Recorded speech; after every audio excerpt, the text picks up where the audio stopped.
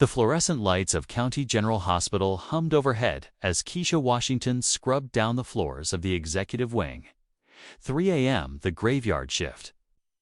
Her back ached, her knees protested every movement, but she kept going because that's what mothers do. At home, her daughter Amara slept in the bed they shared, dreaming of college applications Keisha couldn't afford to send. This job paid $12.50 an hour. The day job at the grocery store paid $11. Together, barely enough to keep them afloat in a city that seemed designed to drown people like her. She was emptying a trash bin when she heard the shouting from the boardroom. Male voices, angry and sharp, cutting through the pre-dawn silence like knives. Then the door burst open and an old white man stumbled out. His expensive suit rumpled, his silver hair disheveled. He looked disoriented, confused, his eyes darting around like he didn't know where he was. Behind him, 2 younger men in suits watched with cold satisfaction. "You're done, Robert," one of them called out. "The board voted. You're out.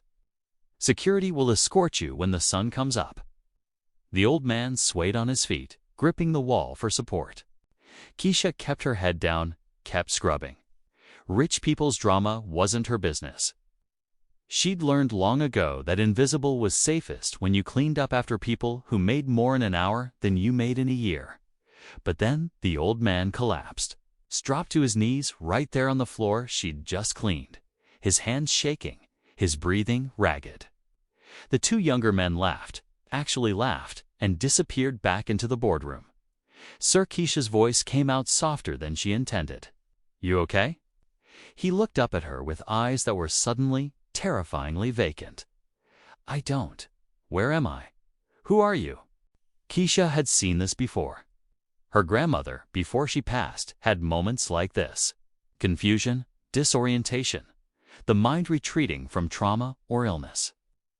This man needed help, not to be left alone on a cold hospital floor at 3 in the morning. She should call a nurse. She should walk away. She should mind her business. Instead, she helped him to his feet. He was heavier than he looked, dead weight against her tired muscles. "Come on, let's get you somewhere to sit." She guided him to a chair near the nurse's station, but the station was empty. Budget cuts meant skeleton crews on the night shift. The old man's hands wouldn't stop shaking. He stared at them like they belonged to someone else. "I had something important. Papers. A meeting." They took it. They took everything. His voice cracked. "I can't remember. Why can't I remember?" Keisha should have walked away then. Should have found someone official, someone paid to deal with this. But something in his eyes, that lost, frightened look, reminded her of her own father in his final days. And she'd learned from him that sometimes the right thing to do is the hard thing. "When's the last time you ate?" she asked. He blinked at her, processing the question like it was in a foreign language. I don't know." She pulled out her dinner. Turkey sandwich from the hospital cafeteria, saved from her break 6 hours ago. Was supposed to be breakfast before she went home. The only meal between now and her grocery store shift at noon. She unwrapped it and held it out. "Here." He stared at the sandwich like it was a live grenade. "I can't take your food. You need it more than me right now. Just eat, okay?" He took it with trembling hands and ate like a man who'd forgotten what food tasted like. Tears rolled down his weathered cheeks, and he didn't even seem to notice. Keisha stayed with him, even though her supervisor would dock her pay if she fell behind on her floors. She stayed because leaving felt wrong, felt like abandoning someone who needed help. When he finished, he looked at her with clearer eyes. "Thank you. I'm sorry. I don't usually. I don't know what's happening to me. You should see a doctor. We're in a hospital." He laughed, bitter and sharp. "They'll find me if I stay here. The men in the suits, they'll finish what they started." The paranoia should have scared her off, should have sent her running for security. But she'd lived poor long enough to know that sometimes the system really was rigged, that sometimes the men in suits really did destroy people. She made a decision that probably violated a dozen hospital policies. My shift ends in 2 hours. You can wait in the break room till then. There's a couch. No one uses it this time of night. He followed her like a lost child, and she set him up in the dingy break room with its flickering lights and coffee that tasted like battery acid. She brought him a blanket from the supply closet, risking her job for a stranger whose name she didn't even know. Before she left, he grabbed her hand. "Why are you helping me?" "Because somebody should," she said simply. That's reason enough. For the next 3 weeks, Robert became part of her life in ways she never planned. He had nowhere to go, no one to turn to, and whatever confusion had gripped him that first night lingered. Some days he was sharp, almost frighteningly intelligent. Other days he couldn't remember his own last name or why he was wearing shoes that cost more than Keisha's monthly rent. She couldn't take him home. Their apartment was barely big enough for her and Amara, but she brought him food from both her jobs, leftovers and day-old bread and dented cans from the discount rack. She checked on him during her breaks, found him places to sleep when the hospital got too hot, listened when he needed to talk. He told her fragments of his life in pieces that didn't quite fit together. Something about a company he'd built from nothing, a hostile takeover, a board meeting that had gone catastrophically wrong, betrayal by people he trusted. But the details shifted and changed, and Keisha could never tell what was real memory and what was confused fantasy. "You were somebody important once, weren't you?" she asked one night, sitting with him on a bench outside the hospital as the city rumbled awake around them. "I think so," he said quietly, "but I can't remember who. And maybe that person deserved what happened. Maybe this is justice." Amara noticed her mother coming home later, more exhausted, bringing home less food. At 14, she was sharp enough to know something was wrong, but kind enough not to push too hard. "You helping somebody again, Mama? Just someone who needs it, baby. We need help too, you know." The words cut deeper than Amara probably intended, because she was right. They did need help. The electricity bill was overdue. Amara's school trip to Washington, D.C. was something they couldn't afford. The college applications sitting on their kitchen table might as well have been written in gold for all the chance they had of paying for any of it. But Keisha kept helping Robert anyway, even as their own situation got more desperate. Even as she started skipping meals to make sure Amara ate. Even as the landlord left increasingly threatening notes on their door. One evening, she brought him a newspaper someone had left behind in the hospital cafeteria. Robert stared at the business section for a long time, his finger tracing an article about a tech company in crisis. "I know this company," he said slowly. "I know these numbers. They're doing the acquisition wrong. The valuation's off by at least 30%. They're going to lose everything." Keisha had no idea what he was talking about, but the certainty in his voice was different from his usual confusion. This was knowledge, deep and sure. "You understand all that business stuff?" "I think I used to. I think I was good at it." He looked up at her with something like hope breaking through the fog. "I think I remember something true." The memory seemed to unlock something. Over the next few days, Robert started having longer periods of clarity. He'd sit in the break room with discarded newspapers and analyze stock prices, predict market movements, explain complex financial strategies in ways even Keisha could understand. "You weren't just somebody important," she told him. "You were somebody really smart. Smart people don't end up on hospital floors at 3 in the morning, losing everything. Smart people get betrayed too. Happens all the time." She thought about her own life, about every time the system had promised to catch her if she fell and then move the net at the last second. Being smart doesn't protect you from people who want what you got. He looked at her for a long moment. "You're wiser than you know, Keisha." It was the first time he'd used her name in days, a sign the fog was lifting. But clarity brought its own problems. As Robert remembered more about who he'd been, the fear increased. He became convinced that the men in suits were still looking for him, that returning to his old life meant danger. "They tried to erase me," he said one night, his hands steady for once. And maybe I should let them. Maybe Robert Hastings should just disappear. Hastings. Keisha froze. Robert Hastings. She'd heard that name. Seen it. Her supervisor had been gossiping weeks ago about some scandal with the hospital board, about a chairman who'd vanished after a vote, about millions of dollars in question. Robert Hastings wasn't just rich.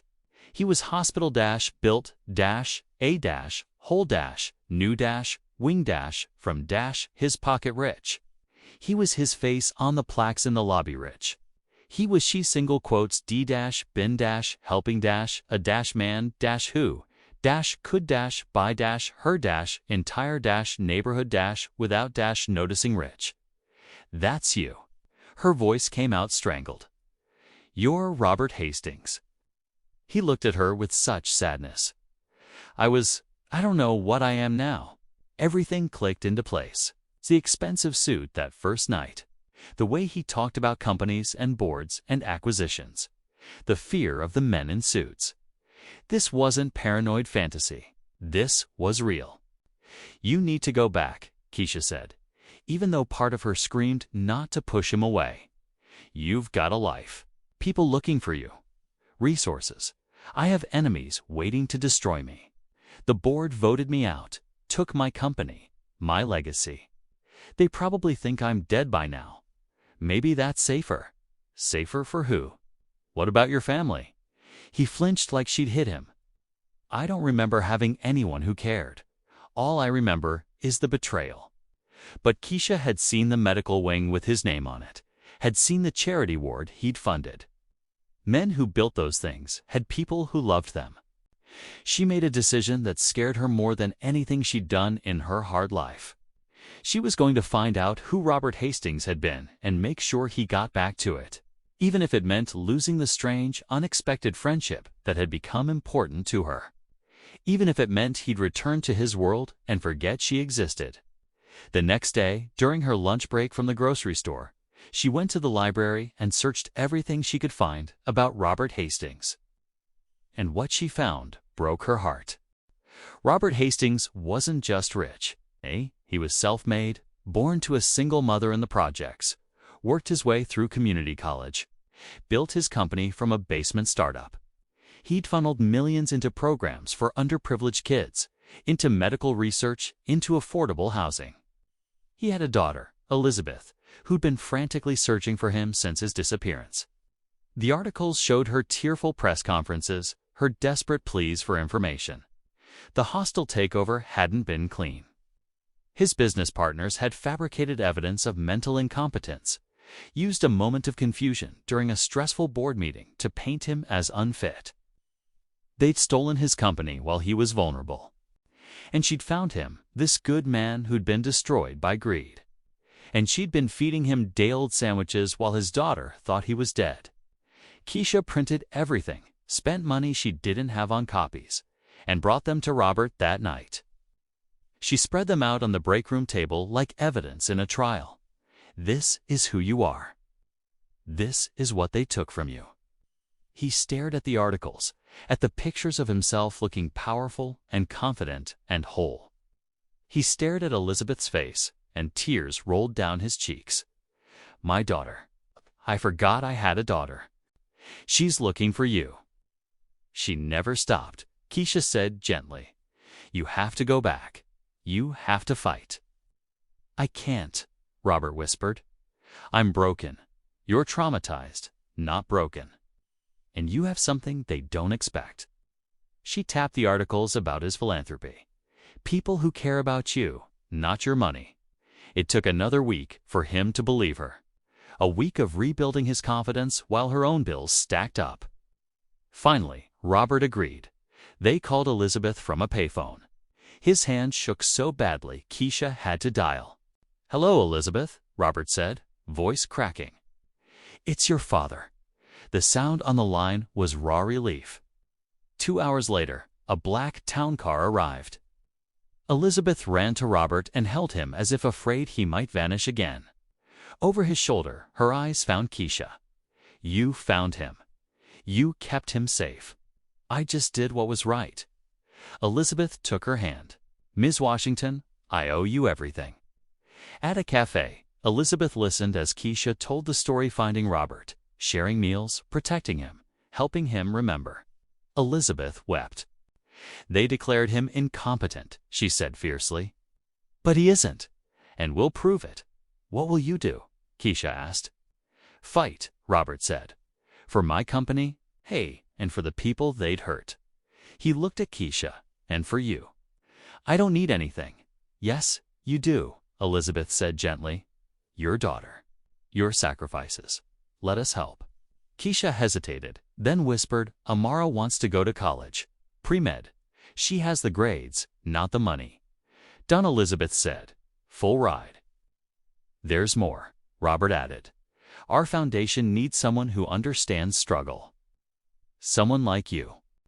"I'm a janitor."